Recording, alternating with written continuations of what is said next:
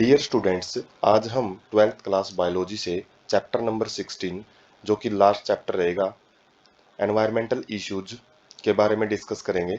और इस चैप्टर में मेनली हम अलग अलग टाइप के जो पोल्यूशन है और उनके जो कंट्रोल्स करने के अलग अलग मेजर्स हैं वो डिस्कस करेंगे। चैप्टर लेंथी होने की वजह से इसको 4 पार्ट में डिवाइड किया गया है।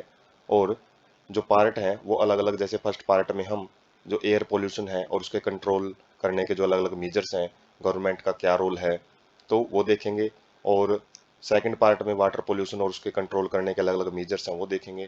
थर्ड पार्ट में सॉलिड जो वेस्ट होता है, सॉइल पोल्यूशन जिसको बोल सकते हैं, तो वो डिटेल से डिस्कस करेंगे। साथ में नॉइज पोल्यूशन को भी वहाँ पे डिस्कस करेंगे। और जो फोर्थ पार्ट रहेगा उसमें कुछ छोटे टॉपिक रहेंगे, जैसे जो ग्रीन हाउस इफेक्ट है, ग्लोबल वार्मिंग है, ओजोन डिप्लेशन है और डिफोरेस्टेशन है।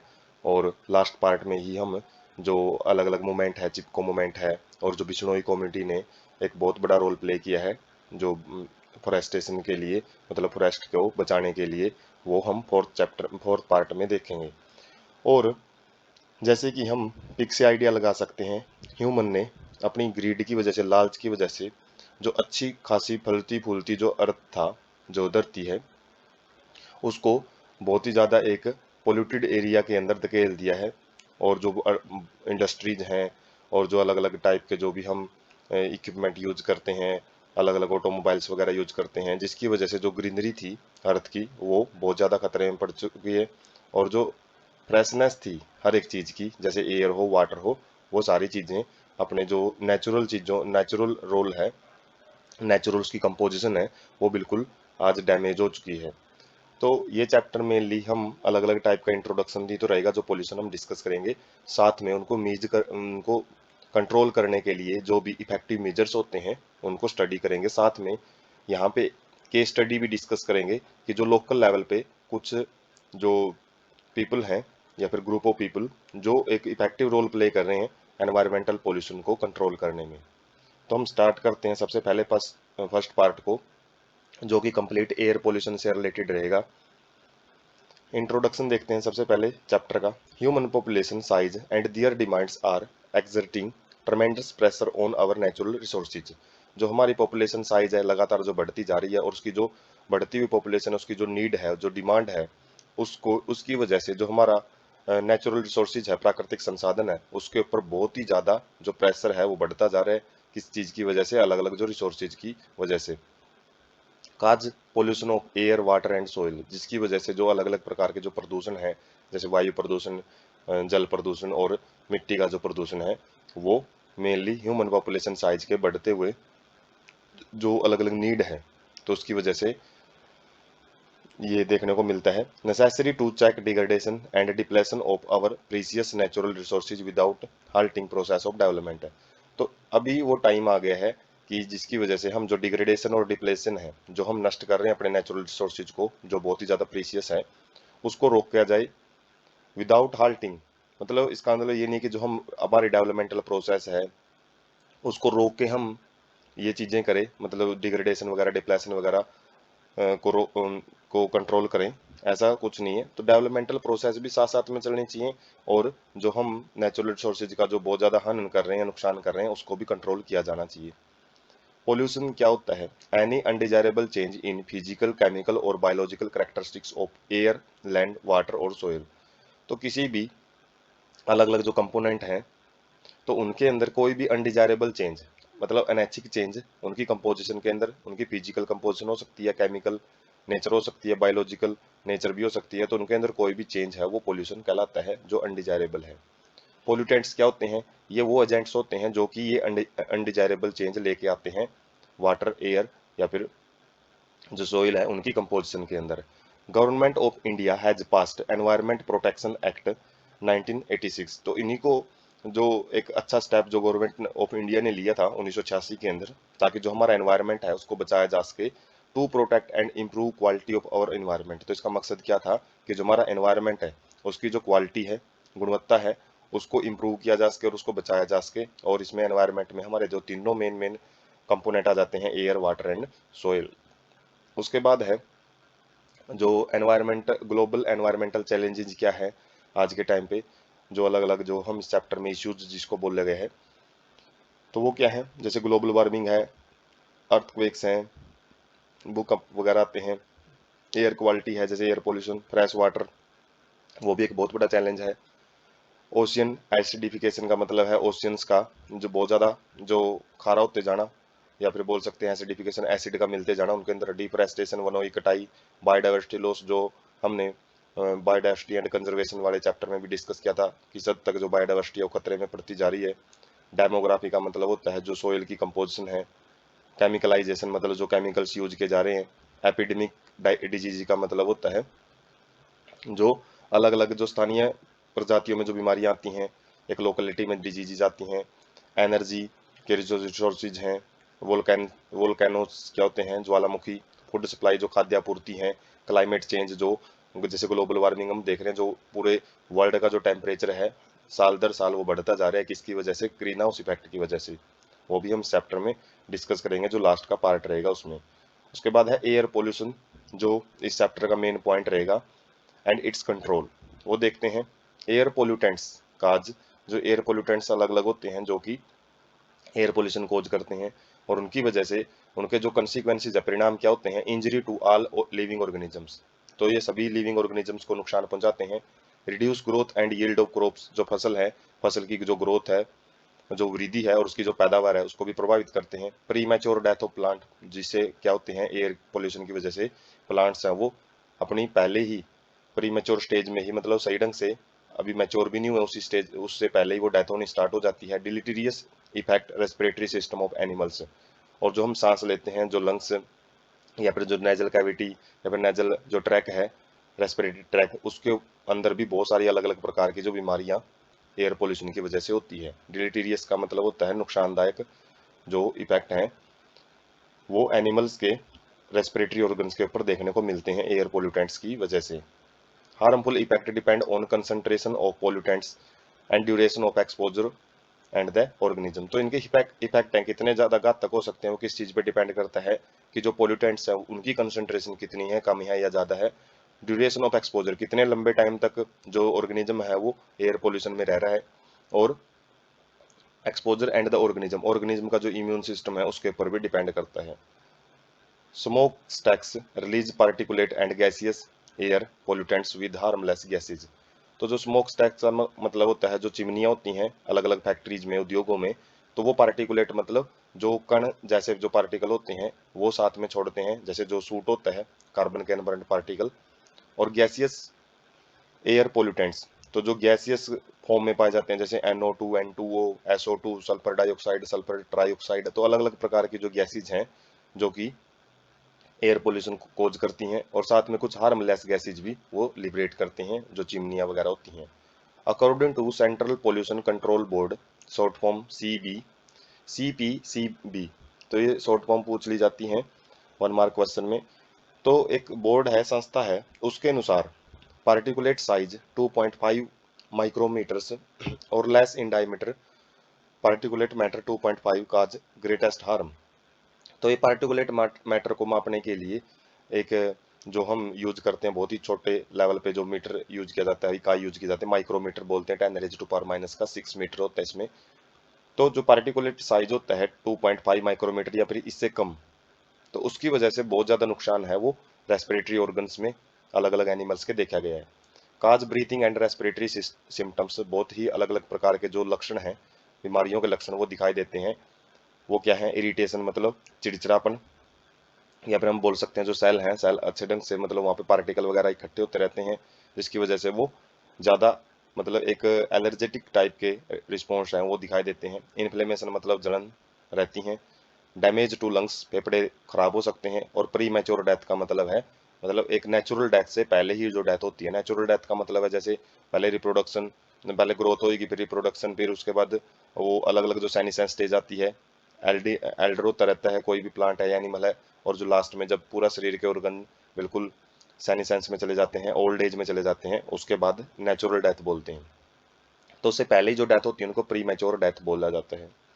उसके बाद है जो एयर पोल्यूशन है, उसको हम देख सकते हैं कहाँ कहाँ से एयर पोल्यूशन देखने को मिलता है। जैसे पोल्यूटेंट एमिशन कहाँ कहाँ से होता है, तो नेचुरल है, नेचुरल में जैसे वोल्केनोज हैं, ज्वालामुखी फटते हैं, वाइल्ड फायर जो जंगलों में आग लगती हैं, फॉरेस्ट भी कई बारी जो फॉरेस्ट के अंदर ही ये ज़्यादातर दो प्रकार की जो फिनोमेना होती हैं जिसकी वजह से एयर पोल्यूशन देखने को मिलता है। बाकी लाइटनिंग वगैरह है, ये भी कुछ पार्टिकल का ऑक्सीडेशन करती हैं और उसकी वजह से कुछ ऑक्साइड्स वगैरह हैं वो रिलीज किए जाते हैं।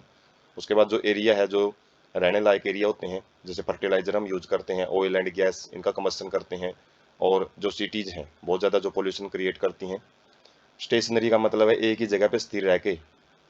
ऑटोमोबाइल क्या होते हैं, मोबाइल में क्या जाते हैं जो चलने फिरने वाले जो अलग अलग एयर पोल्यूटेंट्स होते हैं, जैसे कार, ट्रक वगैरह, बसेज वगैरह और एरोप्लेन है, तो ये भी पोल्यूशन क्रिएट करते हैं। और स्टेशनरी में एक जगह पे रह के जो पोल्यूशन फैलाते हैं, जैसे industry, power plants, sewage treatments, तो ये अलग अलग जो एक सोर्सेज का काम करते हैं पोल्यूटेंट रिलीज करने का नेचर के अंदर, एयर के अंदर, जिसकी वजह से जो एयर पोल्यूशन है वो होता है। तो ये काजीज ऑफ एयर पोल्यूशन है। उसके बाद है ways of removing particulate matter. जो हमने पार्टिकुलेट मैटर देखा है, ये एयर के अंदर जो डस्ट पार्टिकल होते हैं जो बहुत ही छोटे होते हैं, जो दिखाई भी नहीं देते हमको, तो उनको हम कैसे रिमूव कर सकते हैं। जो चिमनियाँ वगैरह होती हैं, उद्योग वगैरह होते हैं, उनमें हम क्या ट्रीटमेंट कर सकते हैं। पहला एक है इलेक्ट्रोस्टैटिक प्रेसिपिटेटर। तो ये एक उपकरण होता है, एक डिवाइस होती है जो कि यूज की जाती है।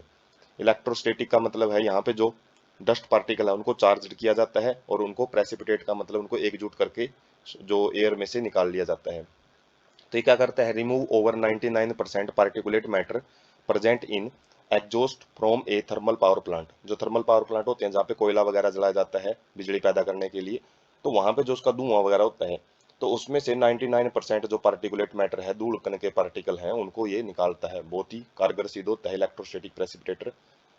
तो इसमें क्या होता है, has electrode produce a corona that release electron which attached to the dust particle giving them a net negative charge.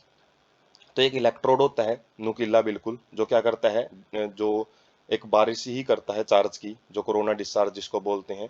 ये फिजिक्स में आता है। जो वैंडेग्राफ जनरेटर इसी कॉन्सेप्ट पे काम करता है। जो हमारे लाइटनिंग कंडक्टर होते हैं वो भी इसी कॉन्सेप्ट पे काम करते हैं।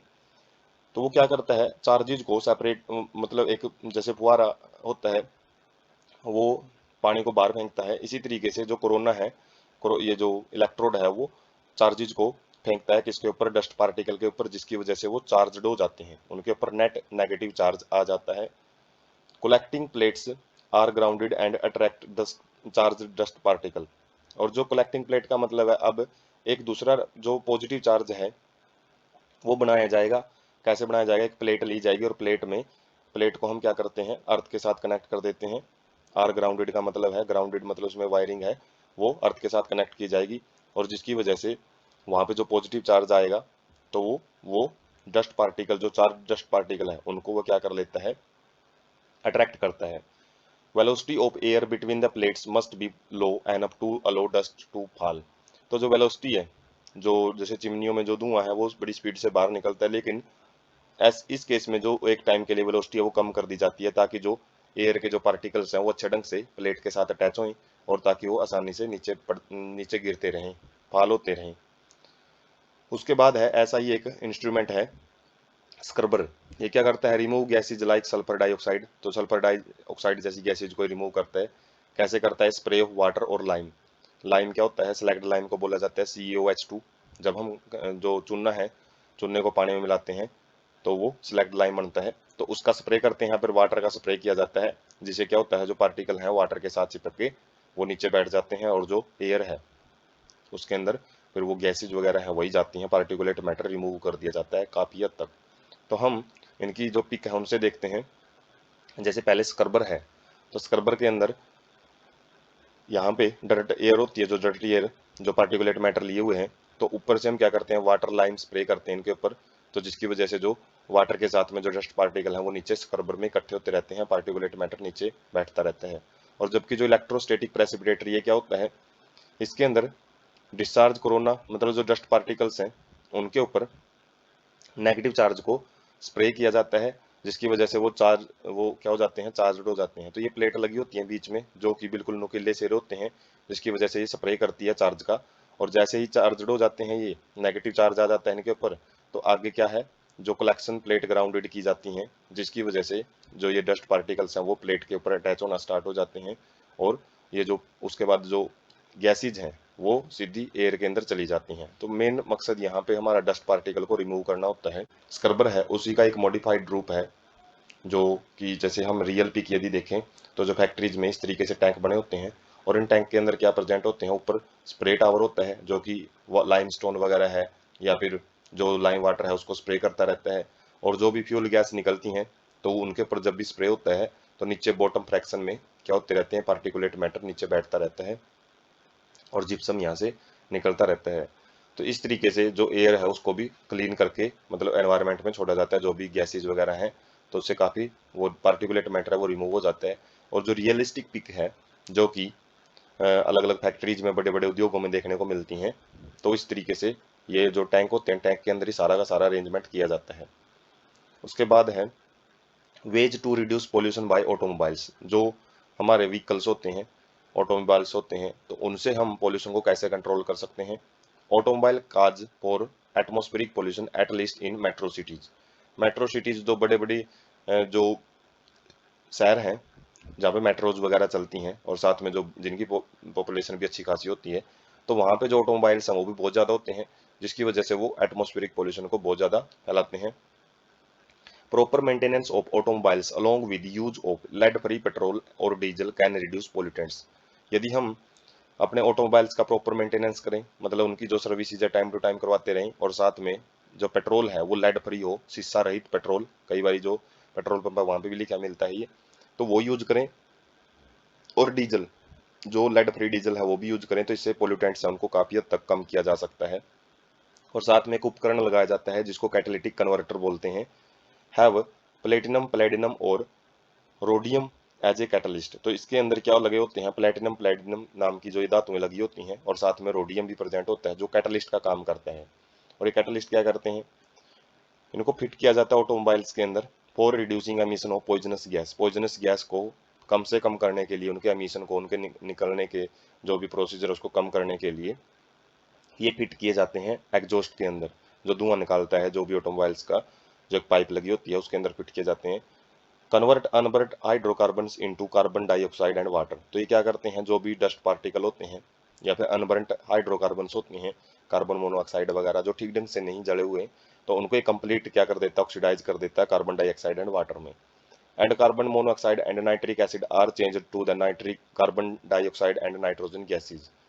तो जो अलग अलग कार्बन मोनोऑक्साइड है और नाइट्रिक ऑक्साइड है, तो उनको भी इनकी ऑक्सीडाइज्ड फॉर्म में कन्वर्ट कर देता है, और वो लेस हार्मफुल रह जाते हैं, पहले वो ज़्यादा हार्मफुल थे। लेड इन पेट्रोल्स इनएक्टिवेट कैटलिस्ट। तो इसलिए जो लेड फ्री पेट्रोल है वो यूज किया जाता है इनके अंदर, क्योंकि जो यदि लेड है पेट्रोल के अंदर वो कैटलिस्ट को खत्म कर सकता है, जिसकी वजह से कैटालिटिक कन्वर्टर है वो सही ढंग से काम नहीं कर पाएंगे फिर। उसके बाद है air prevention and control of pollution act. तो जो एक अधिनियम है जो कानून के अंदर बनाया गया है, संविधान के अंदर मिलता है, तो वो 1981 के अंदर केम इनटू फोर्स का मतलब है उसको लागू किया गया, but has amended in 1987 to include noise as an air pollutants. तो 1987 के अंदर ही इसके अंदर कुछ संशोधन किया गया और उसमें पता लगाया गया कि जो नॉइज है, नॉइज भी एयर पोल्यूशन का ही एक टाइप है। तो नॉइज को भी एयर पोल्यूशन में हमने इंट्रोड्यूस कर दिया है। और जैसे नॉइज है, नॉइज में क्या होता है, साउंड वेव्स होते हैं, और साउंड वेव्स एयर से ही ज़्यादातर वो मूव करते हैं। तो ये नॉइज पोल्यूशन को हम वैसे लास्ट में डिस्कस करेंगे, फिलहाल जो कंप्लीट डिस्कशन है वो केवल एयर पोल्यूशन के बारे में रहेगा। तो ये जो कैटालिटिक कन्वर्टर है इस तरीके का होता है जो कि व्हीकल्स में फिट किया जाता है ताकि जो पोल्यूटेंट्स है उनको कम से कम किया जा सके। उसके बाद है case study of Delhi controlling vehicular air pollution. जो व्हीकल से, ऑटोमोबाइल से जो एयर पोल्यूशन होता है उसमें जो दिल्ली के अंदर एक केस स्टडी की गई थी। तो Delhi has more cars than Gujarat and West Bengal put together.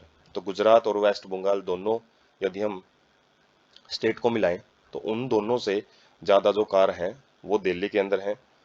इन 1990 1990 के अंदर Delhi ranked fourth among the 41 most polluted cities of the world. पूरे जब संसार की जो अलग अलग जो इंडेक्स तैयार किए जाते हैं, मोस्ट पॉल्यूटेड इंडेक्स में जो सिटी को चेक किया जाता है, तो सबसे ज़्यादा जो पोल्यूशन के मामले में 41 नंबर पे आ रही थी हमारी जो दिल्ली है 1990 के अंदर जब ये डाटा इकट्ठा किया गया था।